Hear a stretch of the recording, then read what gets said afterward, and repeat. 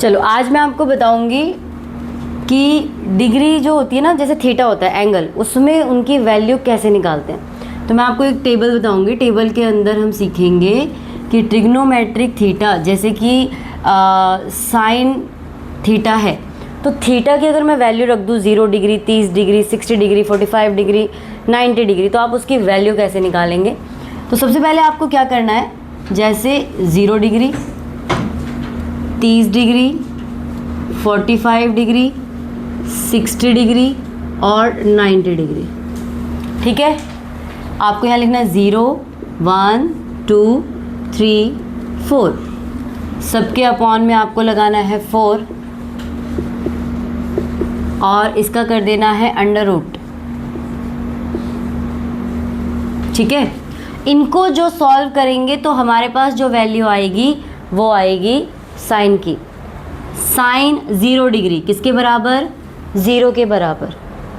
Sign 30 degree किसके बराबर, 1/2 के बराबर, क्योंकि 4 का हो जाएगा 2, बाहर निकल जाएगा, 1 का अंडर रूट 1 मतलब 1, उसके लिए कुछ ऐसा नहीं है।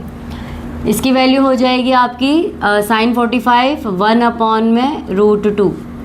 60 डिग्री की वैल्यू हो जाएगी √3/2। ये कैंसिल आउट हो जाएगा तो यहाँ पे वैल्यू हो जाएगी 1। समझ में आया, बहुत आसान है। पहले हमने क्या किया, 0, 1, 2, 3, 4 अपॉन में 4 लगाया, अंडर रूट किया, करने के बाद सॉल्व करके जो आंसर आया तो sine 0 degree 0, sine 30 degree 1/2, sine 45 degree 1/√2, sine 60 degree √3/2, sine 90 degree 1। बहुत ही ईजी तरीके से निकल जाता है। अब आपको अगर कोस निकालना है, उल्टा कर दीजिए, रिवर्स कर दीजिए, बिल्कुल इसको ऐसे पलट के लिख दीजिए। कैसे पलट के लिखेंगे, ये 1 वाला है, यहाँ 1 आ जाएगा, √3/2, फिर ये आ जाएगा, ये ऐसे का ऐसे ही रहेगा 1/√2, मतलब ये कि sine 45 degree is equal to cos 45 degree, same value रहती है दोनों की। फिर ये वाला 1/2 इधर आ जाएगा और ये वाला यहाँ आ जाएगा, ठीक है। मतलब साइन की वैल्यू तो आपने वैसे निकाल ली है ना, और कोस की वैल्यू जस्ट साइन की वैल्यू को पलटना है। तो जब भी इस टाइप के क्वेश्चंस आएंगे आपको क्या करना है, अपनी रफ साइड छोटू सा बना लेना है इसको, ठीक है। वैसे तो करते करते आदत पड़ ही जाएगी आपको, कई वैल्यू याद हो जाएंगी, बट फिर भी श्योरिटी के लिए उसको छोटा सा फटाफट से बना लेना, गलती कभी नहीं होगी। अब बात करते हैं tan की। tan किसके बराबर होता है, साइन डिवाइडेड बाय कोस। अगर हम साइन और कोस को डिवाइड कर दें, अब मैं यहाँ पे ऐसे लिख रही हूँ, साइन डिवाइडेड बाय कोस। 0 को 1 से डिवाइड करेंगे क्या आएगा, 0। 1/2 को √3/2 से डिवाइड करेंगे क्या आएगा। अब देखो 1/2 डिवाइड करेंगे, उल्टा कर देंगे इसको, इनटू में करने के लिए रिवर्स कर देते हैं ना, रेसिप्रोकल कर देते हैं। 2 से 2 कट गया, 1/√3, 1/√3, ठीक है।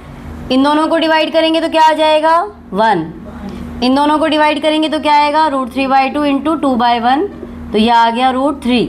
1 को 0 से डिवाइड करेंगे तो क्या आएगा, बुक लेके बैठे हो तभी कहूँ जितनी जल्दी कैसे आंसर दे दिया। नॉट डिफाइन, क्योंकि 0 से डिफाइन है ही नहीं, ओके। 3 वैल्यू आ गई आपके पास, साइन आ गई, कोस आ गई, tan आ गई। बाकी आपको याद करने की जरूरत नहीं है। साइन कोसेक किसका उल्टा होता है, साइन का। आपसे पूछा जाए कोसेक 0 डिग्री, नॉट डिफाइन, क्योंकि 4/0 होता है। Cosec 30 degree 2/1, cosec 45 degree √2, cosec 60 degree 2/√3, ये 1। समझ गए, जस्ट उल्टा करना है। क्यों, साइन का उल्टा क्या होता है, कोस। कोस का उल्टा क्या होता है, सेक। तो अगर हमसे सेक 30 डिग्री पूछेंगे तो 2/√3। tan का उल्टा क्या होता है, कॉट। कॉट 30 डिग्री पूछेंगे तो √3, और कॉट 60 डिग्री पूछेंगे तो 1/√3।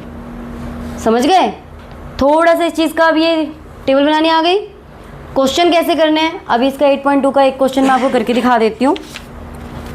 पहला क्वेश्चन है 8.2 एक्सरसाइज का, 8.2 का first question is sine 60 degree cos 30 degree.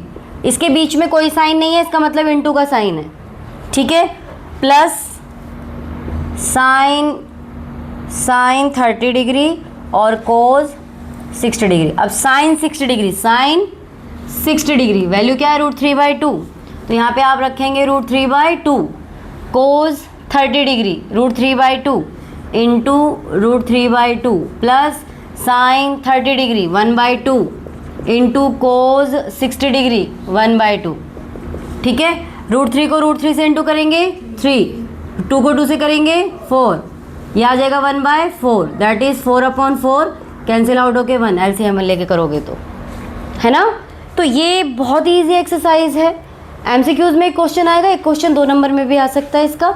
ठीक है, आसान है, बस आपको ये टेबल बनानी आनी चाहिए, वैल्यू आपको पता होनी, क्योंकि वैल्यू आपको नहीं देंगे क्वेश्चन में, वैल्यू आपको खुद से पता लगानी है, वैल्यू पुट करनी है और आंसर निकालना है।